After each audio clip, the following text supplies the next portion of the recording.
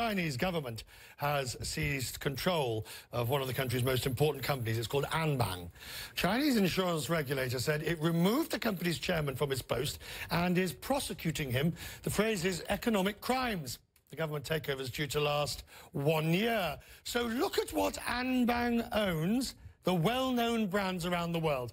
Here in New York, you have the Waldorf Astoria and the strategic hotel chain in the United States. Go across to the Netherlands and you've got banks in the Netherlands and in Belgium, Nagelmachers, and a life insurance company over in South Korea.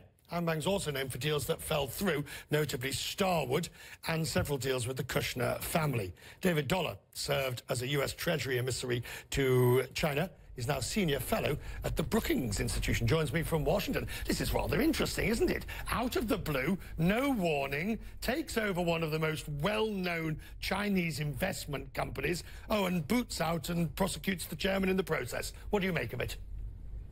I think it's mostly good news. Anbang has been, it's gotten into a pretty risky financial situation. It's a big conglomerate doing a lot of things, so it's hard to know for sure. But one thing they've been doing is selling wealth management products to ordinary people, meaning they're borrowing money from ordinary people at relatively high interest rates, and then they're turning around and they're playing with other people's money, buying the assets you mentioned, and of course lots more assets in China.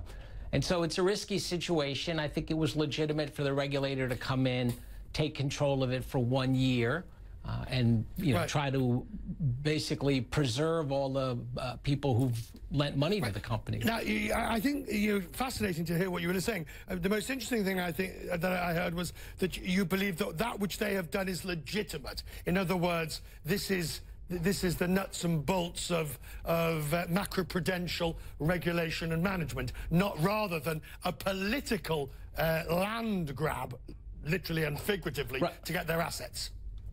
Right. So I said it was mostly a good thing, and it's certainly legal under Chinese law. This is an insurance company. It's the insurance regulator that's taken them over under their regulations. You could do something similar in the U.S. If a strategically important financial institution were at risk.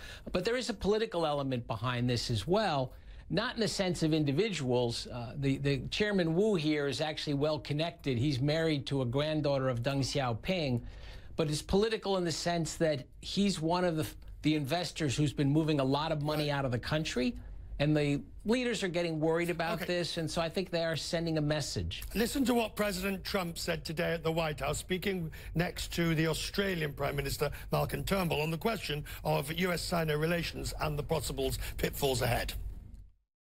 I don't think we've ever had a better relationship with China than we do right now. The only thing that can get in its way is trade. So it's a theme the administration has repeated time and again. The president has repeated trade is what they see as the unfair trade between the U.S. and China, certainly as relates to the WTO entry of China. Are you worried that the U.S. is going to embark on a more protectionist policy? Yeah, I'm definitely worried about it because they've certainly made some noises and talked about some harsh things.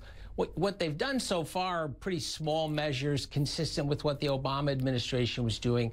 So the big question will be when this 301 investigation, the investigation's in, when they make a decision about what to do, this would open up the possibility of doing something big. I think in the end, Trump will back away from that, but it's certainly a risk, and it's something the Chinese are very worried about. We're glad to have your input. Please come back again, sir. Excellent to have you on the program. Thank you.